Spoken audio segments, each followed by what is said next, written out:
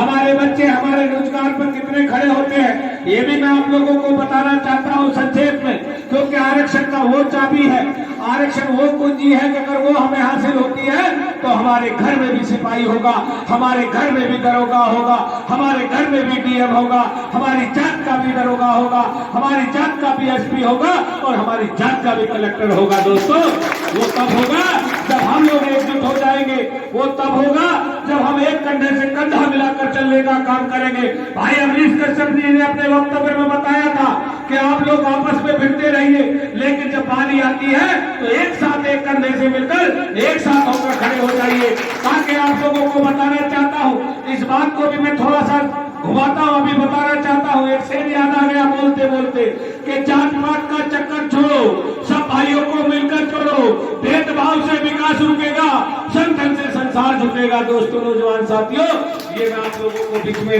मेरा याद आ गया था, इसलिए मैंने कह दिया। दूसरी बात मैं कहना चाहता हूँ कि भारतीय जनता पार्टी के लोग बताएं कि आपकी जाति को दिया क्या है, आपको सम्मान दिया कहाँ है। आप बताइए कि भारतीय जनता पार्टी के लोगों ने आज तक सिर्फ और सिर्फ छल करने के नाम पर हिंदू और मुसलमान को भाईचारे को खत्म करने के अलावा और कोई दूसरा काम करने का काम भारतीय जनता पार्टी के लोगों ने नहीं किया है।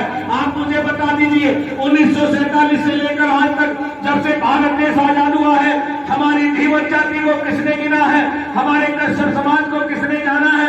आप ये लगा लीजिए कि जिस समय जातिगत की गणना आपको चुनाव के दौरान दिखाई देती है, उसमें लिखा जाता है कि ब्राह्मण समाज इतना, आप देखते हैं कि त्यागी समाज इतना, आप देखते हैं जाट समाज इतना, आप देखते हैं प्रजापति समाज इतना, और मेरी जाति का कोई मतलब नहीं होता। दोस्तों, हमारी जाति का कोई आंकड़ा नहीं लिखा आता, उसमें लिखा आता है कि अन्य में ये सब लोग हैं। कहाँ है आपकी गिनती, कहाँ मानती है सरकार आपको? क्यों नहीं मनवाना चाहते आप? क्यों नहीं मनवाना चाहते? क्या आप लोग नहीं चाहते कि मेरे घर में भी सिपाही हो? क्या आप लोग नहीं चाहते कि मेरे घर में भी दरोगा हो? क्या आप लोग नहीं चाहते कि मेरे प्यारे बच्चे, नन्हे बच्चे पढ़ लिखे इंग्लिश मीडियम में जाए, पढ़ने के लिए इंग्लिश मीडियम में जाए? क्या आप लोग नहीं चाहते? इस बात को दिन भर और मेहनत करते हैं आप, किसके लिए करते हैं? अपने बच्चों के लिए करते हैं। सब बुजुर्ग अपने बच्चों के लिए संघर्ष करते हैं, और दुख तब होता है जब वो पढ़ लिख कर बड़ा हो जाता है, पढ़ लिख कर डिग्री ले आता है, और डिग्री लेने के बाद उसको आरक्षण के आधार पर उसको नौकरी नहीं मिलती, क्योंकि उसको चाहिए 85% नंबर और दूसरे लोगों को चाहिए 45% नंबर। अगर आप अनुसूचित जाति में आ जाते हैं तो आपका बेटा दरोगा बन जाएगा, आपका भाई सिपाही बन जाएगा, आपका डीएम एसपी बन जाएगा, क्योंकि उसको 45% नंबर पर पास होने का अधिकार मिल जाएगा। इसलिए मैं आप लोगों से कहना चाहता हूँ, ये आरक्षण देने की नींव अगर रखी है तो माननीय मुलायम सिंह यादव जी ने रखी है। ये आप ही की जाति की देन थी। आपकी जाति के लोगों ने 7 बार दिल्ली का संसद घेराव करने का काम किया। उस संसद घेराव के दौरान आप बुजुर्गों के, बेटे के, आप युवा नौजवान भाइयों के साथ में कितना बड़ा अत्याचार हुआ है। आप लगाइए, जाति के लिए 18 माह त्यागने का काम किया, बेटे की कुर्बानी देने का काम किया, 1.5 माह जेल काटने का काम किया, और 18 टांके आज भी पेट के लिए घूम रहा हो। क्या किसी तरीके से मेरी जात का उद्धार हो जाए, किसी तरीके से मेरी जात को सम्मान मिल जाए, किसी तरीके से मेरा डीएमएसपी नजर आ जाए, किसी तरीके से हमारे परिवार में उजाला आ जाए, किसी तरीके से हमारे भी पक्के मकान बन जाए, किसी तरीके से हमारी जात के लोग भी आगे बढ़ जाए। दोस्तों, यही मुहिम मेरी चली हुई है, और इसी मुहिम को बढ़ाने के लिए माननीय अखिलेश यादव जी से बात होती है। माननीय अखिलेश यादव जी का मैं बार-बार धन्यवाद करता हूं, जिन्होंने हमारी जात के लोगों को, जो नाव चलाने वाले धीवर को, मल्लाह चलाने वाले धीवर को, नाव चलाने वाले कश्यप को सरकार चलाने का हक देने का काम समाजवादी पार्टी के नेता माननीय अखिलेश यादव जी ने करने का काम किया। आप लोगों को बताना चाहता हूं, आपको रोजी रोजगार देने का काम माननीय अखिलेश यादव जी ने करने का काम किया। आपको तालाब, बारू, मोरन के पट्टे देकर आपकी जाति को रोजगार देने का काम किया। आपकी जाति के लोगों को उत्तर प्रदेश के मंत्रिमंडल में शामिल कर आपकी जाति को सम्मान देने का काम किया। और हद तब हो जाती है कि जब आने वाली 18 अक्टूबर में आपकी जाति के लोगों को महासम्मेलन करने का ऐलान किया। आपकी जाति के लोगों को इतना बड़ा सम्मान, मुझे आप बता दीजिए, किस राष्ट्र पार्टी ने देने का काम किया, किस राष्ट्र नेता ने देने का काम किया? आपकी जाति को किसी ने पूछने का काम नहीं किया। आप लोगों से सिर्फ और सिर्फ वोट लूटने का काम किया जाता है। मैं आप लोगों को आग्रह करना चाहता हूँ, आप लोगों को पता क्योंकि मैं आप लोगों से यही रिक्वेस्ट करना आया हूं कि मेरी जात का विकास हो जाए, मेरी जात का उद्धार हो जाए, मेरी जात का भी डीएम हो जाए, मेरी जात का भी एसपी हो जाए। और वो कब होगा? जब आप एक होंगे, जब आप अपनी तादाद दिखाएंगे, जब आप अपना संख्या बल दिखाएंगे, जब आपके सामने एकता होगी, तब आपका विकास होगा। आप लगाइए कि जाट समाज के लोगों ने कितनी बड़ी महापंचायत 4 दिन के अंदर सफल बना दी।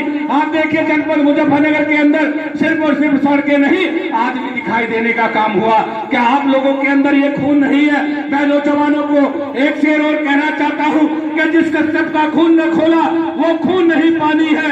अगर आपने जनपद मुजफ्फरनगर के कस्बा बुढ़ाना को नहीं पाट के दिखाया तो नौजवानों की बेकार जवानी है। मैं ललकारता हूं आप लोगों को, मैं आप लोगों को कहना चाहता हूं कि एक बार आ जाइए, अपना मान सम्मान बचा लीजिए, एक बार आ जाइए, अपना विकास करा लीजिए, एक बार आ जाइए, अपना हक अधिकार पा लीजिए। आप लोगों को जानकर खुशी होगी कि हमारी धीमर जाति का, हम बुजुर्गों का बेटा, युवा नौजवानों का भाई आपके लिए अपना खून देने के लिए आया है। आप लेने वाले तैयार हुई, मैं देने के लिए तैयार हूँ। मैं आपसे नोट मांगने नहीं आया, मैं आपसे वोट मांगने नहीं आया। मैं आप बुजुर्गों से सिर्फ और सिर्फ हक अधिकार की लड़ाई लड़ने के लिए, सिर्फ और सिर्फ बुजुर्गों से अपना हक मांगने आया हूँ। 1947 से लेकर आज तक हमें हक अधिकार नहीं मिला।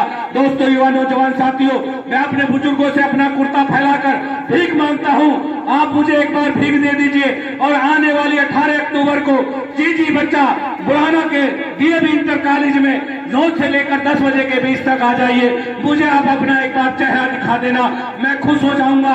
मैं आप लोगों का सम्मान करूंगा, आप लोगों के लिए अपने पल के बिछाकर खड़ा मिलूंगा, आपके इस्तेमाल के लिए वहां खड़ा मिलूंगा और आपकी धीमर जाति का इतना बड़ा सम्मान करा के दिखाऊंगा कि आप लोगों ने सोचा नहीं होगा। सिर्फ एक बार आ जाइए, एक बार आ जाइए, एक बार सम्मान बढ़ा दीजिए, एक बार तादाद दिखा दीजिए, एक बार अपना हौसला अफजाई करने के लिए आप बुजुर्गों से, नौजवान भाइयों से पुनः तीसरी मर्तबा फिर भी यही भीख मांगता हूं कि क्या आप आएंगे? आएंगे।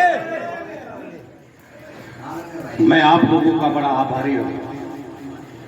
मैं जाति के लिए कर रहा हूं, मैं विधायक के लिए नहीं कर रहा, मैं एमपी बनने के लिए नहीं कर रहा, मैं मंत्री बनने के लिए नहीं कर रहा। आज आप लोगों ने मंत्री से बड़ा सम्मान मुझे दे रखा, आज आप लोगों ने मेरा कद इतना बड़ा रखा जो आज उत्तर प्रदेश के हर कोने में आपकी जाति के, आपके धीमर के नाम का चर्चा होता है कि अगर धीमर जाति में है तो सुधाकर धीमर है। जिसकी औकात है जो कहता है अधिकारी को, जिसको ललकारना है उसको ऑनलाइन ललकारने का काम ये सुधाकर धीमर आप बुजुर्गों का बेटा, युवा नौजवानों का भाई करता है। और जिस भाई को आजमाना हो वो आजमाने ला।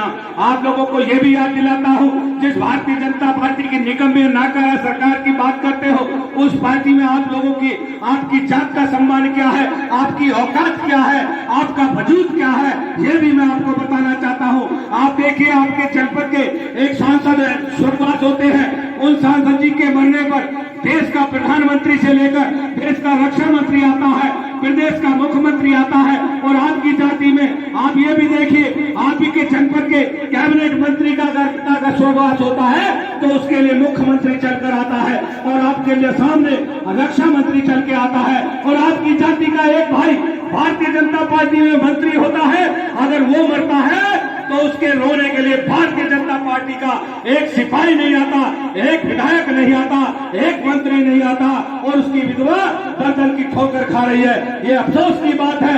ये तुम्हारी जाति के लिए तुम्हारी औकात दिखाने का काम ये भारतीय जनता पार्टी के लोग समय समय पे कर रहे हैं, लेकिन तुमसे अच्छा आदमी कोई मुझे नहीं दिखता जो जानने के बाद भी आप नहीं सीखते। इसके लिए मुझे बड़ा खेद होता है। आप आज जाग जाइए, अपनी तादाद जान लीजिए, अपना वजूद पहचान लीजिए। आप वो ताकत है जिन्होंने भगवान राम को पार किया, आप तो वो ताकत है जो भगवान राम को पार करने वाले लोग हो। आप अपनी औकात जानिए, अपना सम्मान बचाइए और आने वाले 18 अक्टूबर में जी बच्चा बुढ़ाना आ जाएगा। जी बच्चा बुढ़ाना आ जाएगा। जी बच्चा